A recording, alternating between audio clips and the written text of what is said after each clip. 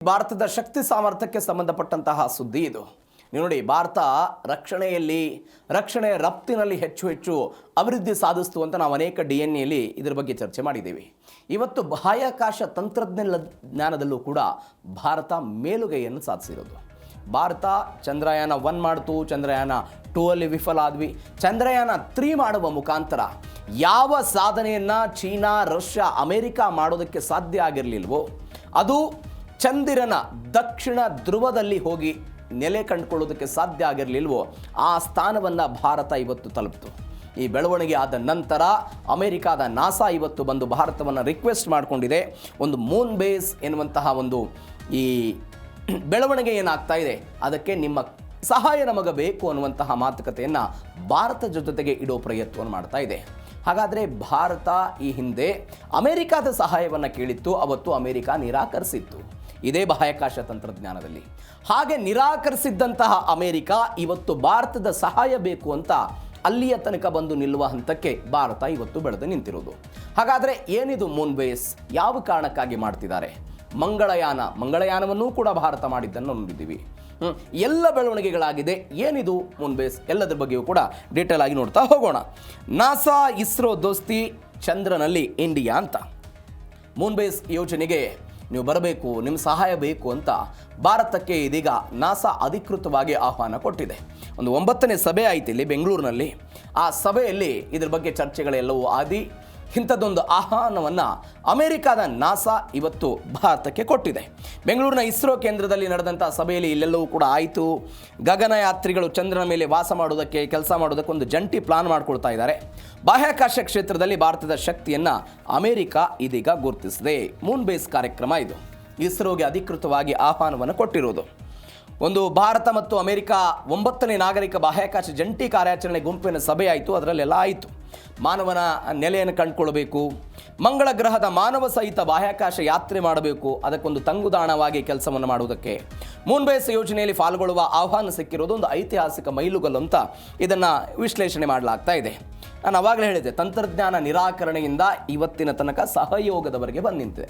1990ರಲ್ಲಿ ಏನಾಗ್ಬಿಡ್ತು, ಭಾರತ ರಷ್ಯಾದಿಂದ ಒಂದು cryogenic engine ತಂತ್ರಜ್ಞಾನ ನಮಗೆ ಬೇಕು ಅಂತ ಅಮೆರಿಕಕ್ಕೆ ಹೋಗಿ ಕೇಳುತ್ತೆ. ಅಮೆರಿಕಾದವ್ರು ನಮಗೆ ಕೊಡಬೇಕು ಅಂತ. ಬಟ್ ಅಮೆರಿಕ ಹೇಳುತ್ತು ಕ್ರಯೋಜೆನಿಕ್ ಇಂಜಿನನ್ನು ನಮ್ಗೆ ಕೊಡಲ್ಲ ಅಂತ. ಏನಿದೆ ಕ್ರಯೋಜೆನಿಕ್ ಇಂಜಿನ್? ಕ್ರಯೋಜೆನಿಕ್ ಇಂಜಿನ್ ಅಂತ ಹೇಳಿದ್ರೆ ಬಾಹ್ಯಾಕಾಶಕ್ಕೆ ಉಪಗ್ರಹಗಳನ್ನು ಮತ್ತು ಮಾನವ ಸಹಿತವಾದಂಥ ಅವರನ್ನು ಹೊತ್ತೊಯ್ಯಬೇಕಲ್ಲ, ಅದಕ್ಕೆ ಬೇಕಾದಂಥ ಒಂದು ತಂತ್ರಜ್ಞಾನ ಅದು. ಅಮೆರಿಕ ಅವತ್ತು ಕೊಡಲ್ಲ ಅಂತ ಹೇಳ್ತು. ಬಟ್ ಭಾರತದ ಇಸ್ರೋ ಏನು ಮಾಡ್ತು, ತಾನೇ ಸ್ವಾವಲಂಬಿಯಾಗಿ ಅದನ್ನು ತಯಾರು ಮಾಡಿಕೊಂಡು ಇವತ್ತು ಬಾಹ್ಯಾಕಾಶ ತಂತ್ರಜ್ಞಾನದಲ್ಲಿ ಮೇಲುಗೈಯನ್ನು ಸಾಧಿಸ್ತು. ಅಂದರೆ ಅದರ ಅರ್ಥ ಅಮೆರಿಕ ಅವತ್ತು ನಮಗೆ ನಿರಾಕರಣೆ ಮಾಡಿದ್ದು ಇವತ್ತು ನೀವು ನಮ್ಮ ಜೊತೆಗೆ ಬರಬೇಕು ಅಂತೆಲ್ಲ ಹೇಳೋ ಪ್ರಯತ್ನವನ್ನು ಮಾಡಿತು. ಅದು ಭಾರತಕ್ಕೆ ಸಿಕ್ಕಂಥ ಜಯ. ಇದರ ಜೊತೆಗೆ ದಕ್ಷಿಣ ಧ್ರುವದ ಮೇಲೆ ಕಣ್ಣು. ಏನಿದು ನಾಸಾ ಪ್ಲಾನ್? ಕೆಲವೊಂದಿಷ್ಟು ಪ್ಲಾನ್ಗಳಿದೆ, ನಾನು ಅದನ್ನೇ ಹೇಳಿದೆ. ಚಂದ್ರನ ದಕ್ಷಿಣ ಧ್ರುವದ ಸಮೀಪ ಒಂದು ಮೂನ್ ಬೇಸ್ ಎಲ್ಲ ನಿರ್ಮಾಣ ಆಗುತ್ತೆ. ಅಲ್ಲಿ ಮಾನವನನ್ನು ಕರೆಸೋದು, ನೀರಿನ ಮಂಜುಗಡ್ಡೆಯನ್ನು ಹುಡುಕಾಟ ಮಾಡೋದು, ಅದಾದಂಥ ಕುಡಿಯುವ ನೀರು, ಆಮ್ಲಜನಕ ಉತ್ಪಾದನೆ ಗುರಿ ಎಲ್ಲವೂ ಕೂಡ ಇದೆ. ಚಂದ್ರನ ಮೇಲಿನ ಸಂಪನ್ಮೂಲವನ್ನು ಬಳಸಿ ರಾಕೆಟ್ ಇಂಧನವನ್ನು ತಯಾರಿಸುವಂತಹ ತಂತ್ರಜ್ಞಾನವನ್ನು ತೆಗೆದುಕೊಳ್ಳುವ ಪ್ರಯತ್ನ, ಎಲ್ಲ ಕಾರಣಕ್ಕಾಗಿ ಇದನ್ನೆಲ್ಲ ಮಾಡ್ತಿದ್ದಾರೆ ಅಂತ. ಏನು ಬೆಳವಣಿಗೆ? ದಕ್ಷಿಣ ಧ್ರುವವನ್ನು ಆಯ್ಕೆ ಮಾಡಿಕೊಂಡಿದ್ದಾರೋ. ನೀವು ನೋಡಿ, ಚಂದ್ರನ ಸಮಭಾಜಕ ವೃತ್ತಕ್ಕೆ ಹೋಲಿಕೆ ಮಾಡಿದರೆ ದಕ್ಷಿಣ ಧ್ರುವ ಏನಿದೆ ಅತ್ಯಂತ ಕಠಿಣ ಮತ್ತು ರಹಸ್ಯಮಯ. ಅಲ್ಲಿ ವಿಜ್ಞಾನಿಗಳಿಗೆ ಬೇಕಾದಂಥ ಸಂಪನ್ಮೂಲಗಳಿದೆ ಅಂತ ಹೇಳ್ತಾರೆ. ಅಗಾಧ ಪ್ರಮಾಣದ ಮಂಜುಗಡ್ಡಿದೆ, ಅಂದರೆ ಕೋಟ್ಯಾಂತರ ವರ್ಷಗಳಿಂದ ಸೂರ್ಯನ ಬೆಳಕು ಬಿದ್ದಿಲ್ಲ. ಹೀಗಾಗಿ ಅಲ್ಲಿ ಮಂಜುಗಡ್ಡೆಯ ರೂಪದಲ್ಲಿ ನೀರಿದೆ. ಆ ನೀರನ್ನು ತೆಗೆದುಕೊಂಡು ಗಗನಯಾತ್ರಿಗಳು ಕುಡಿಯೋದಕ್ಕೆ ಬಳಸಬಹುದು ಮತ್ತು ಅದರಿಂದ ಆಮ್ಲಜನಕವನ್ನು ಬೇರ್ಪಡಿಸಿ ಉಸಿರಾಡೋದಕ್ಕೆ ಬಳಸಬಹುದು ಎನ್ನುವಂಥ ಆಲೋಚನೆ ಭಾಗವಾಗಿ ಇದನ್ನು ಮಾಡ್ತಿದ್ದಾರೆ ಅಂತ. 3ನೇ ಬೆಳವಣಿಗೆ ಏನು ಅಂತ ಹೇಳಿದರೆ ರಾಕೆಟ್ ಇಂಧನವನ್ನು ತಯಾರು ಮಾಡೋದು. ಅಂದರೆ ಅಲ್ಲಿರುವಂಥ ನೀರಿನಲ್ಲಿರುವಂಥ ಹೈಡ್ರೋಜನ್ ಮತ್ತು ಆಮ್ಲಜನಕವನ್ನು ಬೇರ್ಪಡಿಸಿ ರಾಕೆಟ್ಗೆ ಬೇಕಾದಂಥ ಇಂಧನವನ್ನು ಚಂದ್ರನ ಮೇಲೆ ತಯಾರು ಮಾಡಬಲ್ಲಂತಹ ಒಂದು ಅವಶ್ಯಕತೆ ಮತ್ತು ಅಂಥದ್ದೊಂದು ಪ್ಲಾನನ್ನು ಈ ಮೂನ್ ಬೇಸ್ ಇಟ್ಕೊಂಡಿದೆ ಅಂತ ಹೇಳ್ತಿದ್ದಾರೆ. ಸೂರ್ಯನ ಬೆಳಕು ಅಂದರೆ ದಕ್ಷಿಣ ಧ್ರುವದ ಕೆಲವು ಪರ್ವತ ಶಿಖರಗಳ ಮೇಲೆ ಸದಾ ಸೂರ್ಯನ ಬೆಳಕು ಬಿದ್ದಿರುತ್ತೆ. ಆ ಸೂರ್ಯನ ಬೆಳಕನ್ನು ಬಳಕೆ ಮಾಡಿಕೊಂಡು ಒಂದು ಸೌರಶಕ್ತಿಯನ್ನು ಕೂಡ ಉತ್ಪಾದನೆ ಮಾಡಬಹುದು ಎನ್ನುವಂಥ ಆಲೋಚನೆ ಈ ಮೂನ್ ಬೇಸ್ನಲ್ಲಿದೆ. ಈ ಎಲ್ಲಕ್ಕಿಂತ ಹೆಚ್ಚಾಗಿ ಇದನ್ನು 3 ಪ್ರಮುಖ ಹಂತಗಳಲ್ಲಿ ಇದನ್ನು ಪ್ರಾಯೋಗಿಕವಾಗಿ ತರ್ತಾ ಇರೋದು. ಗೇಟ್ವೇ ಬಾಹ್ಯಾಕಾಶ ಅಂತ ಕರೀತಾರೆ ಇದನ್ನು. ಏನಿದು? ಚಂದ್ರನ ಸುತ್ತುವಂಥ ಒಂದು ಸಣ್ಣ ಬಾಹ್ಯಾಕಾಶ ನಿಲ್ದಾಣವನ್ನು ನಾಸಾ ನಿರ್ಮಾಣ ಮಾಡ್ತಾ ಇದೆ. ಭೂಮಿಯಿಂದ ಬರುವಂಥ ಗಗನಯಾತ್ರಿಗಳೇನಿರ್ತಾರಲ್ಲ ಆ ಗಗನಯಾತ್ರಿಗಳು ಇದನ್ನು ಅಲ್ಲಿ ಇಳಿತಾರೆ. ಅದಾದ ನಂತರ ಚಂದ್ರನ ಮೇಲ್ಮೈಗೆ ಹೋಗುವಂಥ ಪ್ರಯತ್ನ ಇದು ಒಂದಂತ. ಎರಡನೇದು ಆರ್ಟಮಿಸ್ 2 ಅಂತ ಕರೀತಾರೆ. ಅಂದರೆ ಗಗನಯಾತ್ರಿಗಳು ಈ ಚಂದ್ರನ ಸುತ್ತ ಪ್ರದಕ್ಷಿಣೆ ಹಾಕಿ ಸುರಕ್ಷಿತವಾಗಿ ವಾಪಸ್ ಕರೆತರಬಹುದಂಥ ಆರ್ಟಮಿಸ್ 2 ಅಂತ. ಆರ್ಟಮಿಸ್ 3 ಅಂತಲೂ ಕೂಡ ಒಂದಿದೆ. ಮೊದಲ ಬಾರಿಗೆ ಮಹಿಳಾ ಗಗನಯಾತ್ರಿಗಳನ್ನು ಸೇರಿದಂತೆ ಮಾನವರನ್ನು ಚಂದ್ರನ ದಕ್ಷಿಣ ಧ್ರುವಕ್ಕೆ ತೆಗೆದುಕೊಂಡು ಹೋಗಬಹುದಂತ ಒಂದು ಯೋಜನೆ ಇದು. ಮೂರನೇದು ಆರ್ಟಮಿಸ್ ಬೇಸ್ ಕ್ಯಾಂಪ್ ಅಂತಲೂ ಕೂಡ ಇಲ್ಲಿ ಕರೆಯಲಾಗುತ್ತೆ. ಇದನ್ನು ಗಗನಯಾತ್ರಿಗಳು ಈ ಚಂದ್ರನ ದಕ್ಷಿಣ ಧ್ರುವದಲ್ಲಿ ವಾಸ ಮಾಡುವುದಕ್ಕೆ ಆಧುನಿಕ ಮನೆಗಳನ್ನು ಕಟ್ಟುವುದು, ಭೂಮಿ ಮೇಲಲ್ಲ ಚಂದ್ರನ ಮೇಲೆ ಆಧುನಿಕ ಮನೆಗಳನ್ನು ಕಟ್ಟೋದು, ಸಂಚರಿಸಬೇಕಾದಂಥ ರೋವರ್ಗಳನ್ನು, ಸಂಶೋಧನಾ ಕೇಂದ್ರಗಳನ್ನು ಒಳಗೊಂಡಂಥ ಒಂದು ಶಾಶ್ವತವಾದಂಥ ಮೂನ್ ಬೇಸನ್ನು ಇಲ್ಲಿ ಕಟ್ಟೋದು ನಾಸಾದ ಉದ್ದೇಶ ಆಗಿದೆ. ಹಾಗಾದರೆ ಇದು ಇಲ್ಲಿಗೆ ಮುಗಿದು ಬಿಡುತ್ತಾ? ಇಲ್ಲಿಗೆ ಮುಗಿದಿಲ್ಲ. ನೆಕ್ಸ್ಟ್ ಸ್ಟೆಪ್ ಕೂಡ ಒಂದಿದೆ. ಏನು ನೆಕ್ಸ್ಟ್ ಸ್ಟೆಪ್ಪು ಅಂತ ಹೇಳಿದ್ರೆ, ಭೂಮಿಯಿಂದ ನೇರವಾಗಿ ಮಂಗಳ ಗ್ರಹಕ್ಕೆ ಮನುಷ್ಯನನ್ನು ಕಳಿಸೋದು ಅತ್ಯಂತ ಕಠಿಣ ಮತ್ತು ಅತ್ಯಂತ ವೆಚ್ಚದಾಯಕ ಅಂತ ಹೇಳ್ತಾ ಇದ್ದಾರೆ. ಈ ವೆಚ್ಚದಾಯಕ ಮತ್ತು ಕಠಿಣ ಎನ್ನುವಂಥ ಪ್ರೊಸೆಸ್ ಏನಿದೆಯಲ್ಲ ಅದನ್ನು ಕಡಿತ ಮಾಡಿಕೊಂಡು ಚಂದ್ರನ ದಕ್ಷಿಣ ಧ್ರುವವನ್ನು ಒಂದು ತಂಗುದಾಣ ಅಂತ ನಾವು ತೆಗೆದುಕೊಂಡ್ರೆ ಆ ತಂಗುದಾಣದಿಂದ ಮಂಗಳಯಾನವನ್ನು ಮಾಡಬಹುದು ಎನ್ನುವಂಥ ಆಲೋಚನೆಯಲ್ಲಿ ಅಮೆರಿಕ ಇದೆ. ಈ ಕಾರಣಕ್ಕಾಗಿ ಅಲ್ಲಿ ಸಿಗುವಂಥ ನೀರನ್ನು ಇಂಧನವಾಗಿ ತಯಾರಿಸಿ ಚಂದ್ರನಿಗೆ ಒಂದು ಲಾಂಚ್ ಪ್ಯಾಡ್ ಆಗಿ ಮಾಡಿ ತಂಗುದಾಣವನ್ನಾಗಿ ಬಳಸಿಕೊಂಡು ಮಂಗಳಯಾನವನ್ನು, ಮಾನವ ಸಹಿತ ಮಂಗಳಯಾನವನ್ನು ಮಾಡಬೇಕು ಅನ್ನುವಂಥ ಆಲೋಚನೆ ನಾಸಾದ್ದಿದೆ. ಹೀಗಾಗಿ ಏನಾಗುತ್ತೆ ನೋಡೋಣ. ಹಾಗಾದರೆ ಭಾರತಕ್ಕೆ ಯಾಕೆ ಡಿಮ್ಯಾಂಡು? ಇಸ್ರೋ ಪವರ್ ಏನಿದೆ? ಯಾವ ಕಾರಣಕ್ಕಾಗಿ ಭಾರತಕ್ಕೆ ಆಹ್ವಾನವನ್ನು ಕೊಟ್ಟಿರುವರು? ಚಂದ್ರನ ದಕ್ಷಿಣ ಧ್ರುವದಲ್ಲಿ ಇಳಿದಂಥ ವಿಶ್ವದ ಮೊದಲ ಮತ್ತು ಏಕೈಕ ದೇಶ ಭಾರತ. ನಾನು ಅವಾಗಲೇ ಹೇಳಿದೆ, ಸಮಭಾಜಕ ವೃತ್ತ ಅಂತಿದೆ ಚಂದ್ರನಲ್ಲಿ. ಅಲ್ಲಿ ರಷ್ಯಾದವರು ಹೋಗಿದ್ದಾರೆ, ಚೀನಾದವರು ಹೋಗಿದ್ದಾರೆ, ಎಲ್ಲರೂ ಕೂಡ ಒಂದು 4-5 ದೇಶಗಳು ಹೋಗಿದೆ. ಆದರೆ ದಕ್ಷಿಣ ಧ್ರುವಕ್ಕೆ ಯಾವ ದೇಶವೂ ಕೂಡ ಕಾಲಿಟ್ಟಿಲ್ಲ. ಭಾರತ 2023ರಲ್ಲಿ ಕಾಲಿಡ್ತು. ಶಿವಶಕ್ತಿ ಪಾಯಿಂಟ್ ಮುಖಾಂತರ ಅದಕ್ಕೆ ಟಚ್ ಮಾಡೋ ಪ್ರಯತ್ನವನ್ನು ಮಾಡಿತು. ಅದಾದ ನಂತರ ಎಲ್ಲವೂ ಕೂಡ ಬೆಳವಣಿಗೆಗಳಾಗಿದ್ದನ್ನು ನೋಡಿದ್ವಿ. ಏನೇನಾಯಿತು? ಸ್ವಲ್ಪ ಹಿಸ್ಟ್ರಿ ಇದೇನು. 2019ರಲ್ಲಿ ಒಂದು ಬೆಳವಣಿಗೆ ಆಗುತ್ತೆ. ಏನು ಬೆಳವಣಿಗೆ? ಚಂದ್ರಯಾನ 2 ಮಾಡಿದ್ದೀವಿ ನಾವು. ಚಂದ್ರಯಾನ 2 ಮಾಡಿದಂಥ ಸಮಯದಲ್ಲಿ ವಿಕ್ರಮ್ ಲ್ಯಾಂಡರ್ ಚಂದ್ರನ ಮೇಲ್ಮೈಗೆ ಇಳಿಯುವುದಕ್ಕೆ 2.1 ಕಿಲೋಮೀಟರ್ ಮಾತ್ರ ದೂರ ಇತ್ತು. ಏಕಾಏಕಿಯಾಗಿ ಅದು ತಾಂತ್ರಿಕ ದೋಷ ಆಯಿತು. ಅದಾದ ನಂತರ ಕ್ರಾಶ್ ಆಗಿದ್ದ ನೋಡಿದ್ವಿ. ಪ್ರಧಾನಿ ನರೇಂದ್ರ ಮೋದಿ ಅವರು ಇಸ್ರೋದ ವಿಜ್ಞಾನಿಗಳಿದ್ರು, ನಿಮ್ಮ ಜೊತೆಗೆ ನಾವಿದ್ದೀವಿ, ಚಂದ್ರಯಾನ 3 ಮಾಡಬೇಕು ಅಂತ. ಆ ಕ್ಷಣದಿಂದಲೇ ಚಂದ್ರಯಾನ 3 ಮಾಡೋದಕ್ಕೆ ವಿಜ್ಞಾನಿಗಳೆಲ್ಲ ಮುಂದಾದರೂ ಸೋಲನ್ನು ಒಪ್ಪಿಕೊಳ್ಳದೆ ಕಂಟಿನ್ಯೂ ಆಗಿ ಎಲ್ಲವೂ ಕೂಡ ಬಂತು. 2023 ಜುಲೈ 14ನೇ ತಾರೀಕಿಗೆ ಇಸ್ರೋ ಏನು ಮಾಡುತ್ತೆ ಅಂತ ಹೇಳಿದ್ರೆ, ತನ್ನ ಶಕ್ತಿಶಾಲಿ ರಾಕೆಟ್ ಬಾಹುಬಲಿ ಮುಖಾಂತರ ಚಂದ್ರಯಾನ 3ಯನ್ನು ಶ್ರೀಹರಿಕೋಟಾದಿಂದ ಉಡಾವಣೆ ಮಾಡೋ ಪ್ರಯತ್ನವನ್ನು ಮಾಡ್ತಾ. ಇದು ಒಂದು ಹಂತ. ನಮ್ಮ ಬಳಿ ಶಕ್ತಿಯುತವಾದಂಥ ರಾಕೆಟ್ಗಳು ಇಲ್ಲದೇ ಇದ್ದಾಗಲೂ ಕೂಡ ಗುರುತ್ವಾಕರ್ಷಣೆ ಶಕ್ತಿಯನ್ನು ಬಳಕೆ ಮಾಡಿಕೊಂಡು ಅದನ್ನು ನಭಕ್ಕೆ ತಳ್ಳೋ ಪ್ರಯತ್ನವನ್ನು ಮಾಡಿದ್ವಿ. ಆಗಸ್ಟ್ 5ನೇ ತಾರೀಕಿಗೆ ನೌಕೆಯನ್ನು ಚಂದ್ರನ ಕಕ್ಷೆಗೆ ಯಶಸ್ವಿಯಾಗಿ ಸೇರಿಸೋ ಪ್ರಯತ್ನವೂ ಕೂಡ ಆಯಿತು. ಒಂದು ಆಗಸ್ಟ್ 23, 2023 ಸಂಜೆ 5:44 ಒಂದು ಮಹತ್ವದ ಬೆಳವಣಿಗೆ ಆಗುತ್ತೆ. ವಿಜ್ಞಾನಿಗಳದನ್ನು 17 ಮಿನಿಟ್ಸ್ ಆಫ್ ಟೆರರ್ ಅಂತ ಕರೆದರು. ಆ ಅಂತಿಮ 17 ನಿಮಿಷಗಳೇನಿತ್ತು, ಭಾರತ ವಿಶ್ವ ದಾಖಲೆ ಮಾಡೋದರಲ್ಲಿತ್ತು. ಭೂಮಿಯಿಂದ ಅದನ್ನು ನಿಯಂತ್ರಣ ಮಾಡೋದಕ್ಕೆ ಸಾಧ್ಯ ಇರಲಿಲ್ಲ.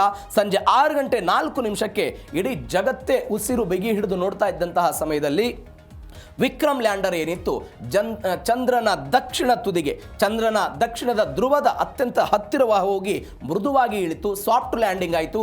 ಆ ಮುಖಾಂತರ ಭಾರತ ಒಂದು ಶಕ್ತಿಶಾಲಿಯಾಗಿ ಹೊರಹೊಮ್ಮಿತು. ಇದಕ್ಕೆ ನಾವೇನಂತ ಕರೆದ್ವಿ? ಶಿವಶಕ್ತಿ ಪಾಯಿಂಟ್ ಅಂತ ಹೆಸರು ಕೊಡೋ ಪ್ರಯತ್ನ ನೋಡಿದ್ವಿ. ಒಂದು ಪ್ರಜ್ಞಾನ್ ರೋವರ್ ಅನ್ನು ಕಳಿಸೋದನ್ನು ಪ್ರಯತ್ನ ಮಾಡಿದ್ವಿ ನಾವು. ಆ ಪ್ರಜ್ಞಾನ್ ರೋವರ್ ಕಳಿಸಿ ಅಲ್ಲಿರುವಂತಹ ಧಾತುಗಳೇನಿದೆ, ಚಂದ್ರನ ಮಣ್ಣಿನ ಮೇಲಿರುವಂತಹ ಲೋಗೋ, ಅದಾದ ನಂತರ ಭಾರತದ ಎಲ್ಲ ಲೋಗೋಗಳನ್ನು ಹಾಕೋ ಪ್ರಯತ್ನ ಆಯಿತು. ಅದಾದ ನಂತರ ನಮಗೆ ಬಂದಂಥ ಮಾಹಿತಿ ಏನು ಅಂತ ಹೇಳಿದ್ರೆ, ಅಲ್ಲಿ ನೀರಿದೆ ಅನ್ನುವಂಥದ್ದನ್ನು ನಾವು ಹೇಳಿದ್ವಿ. ಅದಾದ ನಂತರ ಬೇರೆ ಬೇರೆ ಖನಿಜ ಸಂಪನ್ಮೂಲಗಳು ಎಲ್ಲವೂ ಕೂಡ ಇದೆ ಅನ್ನೋದನ್ನು ಭಾರತ ತೋರಿಸೋ ಪ್ರಯತ್ನವನ್ನು 2023ರಲ್ಲಿ ಮಾಡಿತ್ತು. ಅತ್ಯಂತ ಕಡಿಮೆ ವೆಚ್ಚದಲ್ಲಿ ನಾವು ಮಾಡಿದ್ವಿ. 815 ಕೋಟಿ ರೂಪಾಯಿನೋ ಭಾರತ ಅದಕ್ಕೆ ಖರ್ಚು ಮಾಡಿತ್ತು. ಇದಕ್ಕೊಂದು ಎಕ್ಸಾಂಪಲ್ ಎಲ್ಲ ಕೊಟ್ಬಿಟ್ರು ಜಾಗತಿಕವಾಗಿ. ಹಾಲಿವುಡ್, ಬಾಲಿವುಡ್ ಸಿನಿಮಾಗಳಿಗೆ ಇವತ್ತು ಸಾವಿರಾರು ಕೋಟಿ ರೂಪಾಯಿ ಖರ್ಚು ಮಾಡ್ತಾರೆ. ದಕ್ಷಿಣ ಧ್ರುವಕ್ಕೆ ಭಾರತ ಹೋಗೋದಕ್ಕೆ 815 ಕೋಟಿ ರೂಪಾಯಿ ಖರ್ಚು ಮಾಡಿತ್ತು ಅಂತ. ಹೀಗಾಗಿ ನಾಸಾ ಇವತ್ತು ಭಾರತದ ಸಹಾಯವನ್ನು ಬಿಡ್ತಾ ಇದೆ. ಯಾಕೆ ಅಂತ ಹೇಳಿದ್ರೆ, ಕಡಿಮೆ ಖರ್ಚಿನಲ್ಲಿ ಅತ್ಯಂತ ವ್ಯವಸ್ಥಿತವಾಗಿ ಈ ದಕ್ಷಿಣ ಧ್ರುವವನ್ನು ಮುಟ್ಟಿದ್ದರ ಕಾರಣಕ್ಕಾಗಿ. ಹೀಗಾಗಿ ಭಾರತದ ಸಹಾಯ ಅಮೆರಿಕಕ್ಕಿದೆ. ಇದು ಒಂದು ಬೆಳವಣಿಗೆ. ಮತ್ತೊಂದು ಬೆಳವಣಿಗೆ ಏನು ಅಂತ ಹೇಳಿದ್ರೆ, ದತ್ತಾಂಶ ಹಂಚಿಕೆ ಮತ್ತು ಆರ್ಟಮಿಸ್ ಒಪ್ಪಂದ 2023ರಲ್ಲಿ ಆಗಿದೆ. ಇದು ಒಪ್ಪಂದ 27ನೇ ರಾಷ್ಟ್ರ ಭಾರತ. ಯಾವಾಗ ಭಾರತ 27ನೇ ರಾಷ್ಟ್ರವಾಗಿ ಆರ್ಟಮಿಸ್ ಒಪ್ಪಂದಕ್ಕೆ ಸಹಿ ಹಾಕ್ತಲ್ಲ, ಭಾರತ ಸಹಿ ಹಾಕಿದ್ದ ತತ್ಕ್ಷಣವೇ 70 ದೇಶಗಳು ಇದಕ್ಕೆ ಸಹಿ ಹಾಕಿದ್ದನ್ನು ನಾವು ನೋಡ್ತಾ ಇದ್ದೀವಿ. ವೈಜ್ಞಾನಿಕ ದತ್ತಾಂಶಗಳನ್ನು ಪರಸ್ಪರವಾಗಿ ಮುಕ್ತವಾಗಿ ಹಂಚಿಕೆ ಮಾಡೋದು ಎಲ್ಲ ಬೆಳವಣಿಗೆಗಳು ಇದೆ ಇಲ್ಲಿ. 27ನೇ ರಾಷ್ಟ್ರವಾಯಿತು. ಶಾಂತಿಯುತ ಉದ್ದೇಶ ಅಂದರೆ ಬಾಹ್ಯಾಕಾಶದ ಎಲ್ಲ ಪರಿಶೋಧನೆಗಳು ಕೇವಲ ಮನುಕುಲದ ಒಳ್ಳೆತನಕ್ಕಾಗಿ ಇರಬೇಕು ಅಂತ, ಪಾರದರ್ಶಕತೆ ಇರಬೇಕು, ಬಾಹ್ಯಾಕಾಶ ನೀತಿ ಯೋಜನೆಗಳ ಮಾಹಿತಿಯನ್ನು ಮುಕ್ತವಾಗಿ ಎಲ್ಲ ಹಂಚಿಕೊಳ್ಬೇಕು, ದತ್ತಾಂಶಗಳನ್ನು ಹಂಚಿಕೆ ಮಾಡಿಕೊಳ್ಬೇಕು, ಬಾಹ್ಯಾಕಾಶದ ಕಸದ ನಿರ್ವಹಣೆ ಅಂದರೆ ರಾಕೆಟ್ ಮತ್ತು ಉಪಗ್ರಹಗಳ ತ್ಯಾಜ್ಯದಿಂದ ಬಾಹ್ಯಾಕಾಶ ಪರಿಸರ ಹಾಳಾಗದಂತೆ ಉಭಯ ಎಲ್ಲ ದೇಶಗಳು ಕೂಡ ಅದಕ್ಕೆ ಸಹಾಯವನ್ನು ಮಾಡಬೇಕು ಅಂತ. ಹೀಗಾಗಿ ನಾವೆಲ್ಲವೂ ಕೂಡ ಸಹಾಯವನ್ನು ಹಾಕಿದ್ದೀವಿ. ಇಸ್ರೋದ ತಾಂತ್ರಿಕ ಸಾಮರ್ಥ್ಯ ಚಂದ್ರಯಾನ 3ರ ಯಶಸ್ಸನ್ನು ಕಂಡು ಇದೀಗ 70 ದೇಶಗಳು ಅದಕ್ಕೆಲ್ಲ ಸಹಿ ಹಾಕಿದ್ವಿ. ಇದಕ್ಕೆ ನಮಗೇನೇನು ಸಿಗುತ್ತೆ? ಅತ್ಯಾಧುನಿಕವಾದಂಥ ತಂತ್ರಜ್ಞಾನ ಸಿಗುತ್ತೆ, ಜಂಟಿ ಮಾನವ ಮಿಷನ್ ಅನ್ನು ಮಾಡಬಹುದು, ಜಾಗತಿಕ ನಾಯಕತ್ವವನ್ನು ಕೂಡ ನಾವು ಪ್ರಚುರಪಡಿಸೋದಕ್ಕೆಲ್ಲವೂ ಕೂಡ ಸಾಧ್ಯ ಆಗುತ್ತೆ ಅಂತ ಆ ಒಪ್ಪಂದಕ್ಕೆ ಇದೀಗ ಭಾರತ ಸಹಿ ಹಾಕಿದ್ದನ್ನು ನೋಡಿದ್ದೀವಿ. ಮತ್ತೊಂದು ಬೆಳವಣಿಗೆ ಏನು ಅಂತ ಹೇಳಿದ್ರೆ, ಕೊನೆಯದಾಗಿ ಮಂಗಳ ಗ್ರಹದತ್ತ ಪಯಣ, ಭಾರತವೇ ಇದೀಗ ದಾರಿದೀಪ. ಚಂದ್ರನ ಮೇಲೆ ನಾನು ಅವಾಗಲೇ ಹೇಳಿದೆ ನಿಮಗೆ ಹೇಗೆ ಹಂತಗಳನ್ನು ಮಾಡಿಕೊಂಡು ಕೊನೆಯ ಹಂತ ಮಂಗಳಯಾನವನ್ನು ಮಾಡೋದಕ್ಕೆ ಅಮೆರಿಕ ಹೆಂಗೆ ಬಯಸ್ತಾ ಇದೆ ಅಂತ. ಒಂದು ನೋಡಿ, ಯೋಜನೆ ಏನಿದೆ, ಮೂನ್ ಬೇಸ್ ಎನ್ನುವಂಥ ಒಂದು ಯೋಜನೆ ಇದೆ. ಮಂಗಳ ಗ್ರಹದ ಮಾನವ ಸಹಿತ ಈ ಯಾತ್ರೆಗೆ ಭಾರತ ಒಂದು ದಾರಿದೀಪವಾಗಿ ಪರಿಣಮಿಸಿದ್ದು ನೋಡಿದ್ವಿ. ಮಂಗಳ ಗ್ರಹಕ್ಕೆ ಹೋಗೋದಕ್ಕೆ ಭಾರಿ ಪ್ರಮಾಣದ ಇಂಧನ ಬೇಕು. ನಾನು ಅವಾಗಲೇ ಹೇಳಿದೆ, ಚಂದ್ರಯಾನ 3ಯಲ್ಲಿ ನೀರಿದೆ ಅನ್ನೋದನ್ನು ನಾವಿಲ್ಲಿ ಹೇಳಿದ್ವಿ. ಚಂದ್ರನ ಮೇಲಿರುವಂಥ ನೀರನ್ನು ಬಳಕೆ ಮಾಡಿಕೊಂಡು ಹೈಡ್ರೋಜನ್ ಆಮ್ಲಜನಕವನ್ನು ಬೇರ್ಪಡಿಸಿ ರಾಕೆಟ್ ಇಂಧನವನ್ನು ತಯಾರು ಮಾಡೋದು ಅವರ ಗುರಿ ಇದೆ. 2013ರಲ್ಲಿ ಭಾರತ ಏನು ಮಾಡಿತ್ತು ಅಂತ ಹೇಳಿದರೆ, ಮೊಟ್ಟ ಮೊದಲ ಬಾರಿಗೆ ಮಂಗಳನ ಕಕ್ಷೆಯನ್ನು ಯಶಸ್ವಿಯಾಗಿ ತಲುಪಿದ ಜಗತ್ತಿನ ಮೊದಲ ದೇಶ ಎನ್ನುವಂತಹ ಇತಿಹಾಸವನ್ನು ಕೂಡ ಭಾರತ ಬರೆದಿತ್ತು. 450 ಕೋಟಿ ರೂಪಾಯಿ ಖರ್ಚು ಮಾಡಿ ನಾವು ಅವತ್ತು ಆ ಕೆಲಸವನ್ನು ಮಾಡಿದ್ವಿ. ಹೀಗಾಗಿ ಭವಿಷ್ಯದಲ್ಲಿ ಮಾನವ ಸಹಿತ ಮಂಗಳ ಯಾತ್ರೆಗೆ ಅತ್ಯಂತ ಮಾಹಿತಿಗಳನ್ನು ಕೂಡ ಭಾರತ ಒದಗಿಸುತ್ತೆ ಎನ್ನುವಂತಹ ಮಾಹಿತಿಗಳಿದೆ. ಹೀಗಾಗಿ ಎಲ್ಲವೂ ಕೂಡ ಆಗ್ತಾ ಇದೆ. ಎಲ್ಲಕ್ಕಿಂತ ಹೆಚ್ಚಾಗಿ ಚಂದ್ರಯಾನ 3 ಆಗಿದೆ, ಚಂದ್ರಯಾನ 4 ಮಾಡಬೇಕಂತಲೂ ಕೂಡ ಭಾರತದ್ದೊಂದು ಆಲೋಚನೆ ಇದೆ. ಚಂದ್ರಯಾನ 4ರಲ್ಲಿ ಚಂದ್ರನ ಮೇಲ್ಮೈಗಿಳಿದು ಅಲ್ಲಿನ ಮಣ್ಣು ಕಲ್ಲಿನ ಮಾದರಿಗಳನ್ನು ಸಂಗ್ರಹಿಸಿ ವಾಪಸ್ ಅವುಗಳನ್ನು ಮರಳಿ ಭೂಮಿಗೆ ತೆಗೆದುಕೊಂಡು ಬರುವಂಥ ಒಂದು ಆಲೋಚನೆಯೂ ಕೂಡ ಭಾರತದಲ್ಲಿದೆ. ಹೀಗಾಗಿ ಇವತ್ತು ನಾಸಾ ಮಾಡ್ತಾ ಇರುವಂಥ ಈ ಒಂದು ಸ್ಟೆಪ್ ಏನಿದೆ, ಆ ಸ್ಟೆಪ್ಗೆ ಭಾರತದ ಸಹಕಾರವನ್ನು ಇವತ್ತು ನಾಸಾ ತೆಗೆದುಕೊಳ್ತಾ ಇದೆ. ಇದಕ್ಕೆ ಕಾರಣ ಏನು ಅಂತ ಹೇಳಿದ್ರೆ, ನಾವು ಚಂದ್ರಯಾನ 3ರಲ್ಲಿ ಯಶಸ್ವಿಯಾಗಿ ಸಾಧಿಸಿದ್ದು.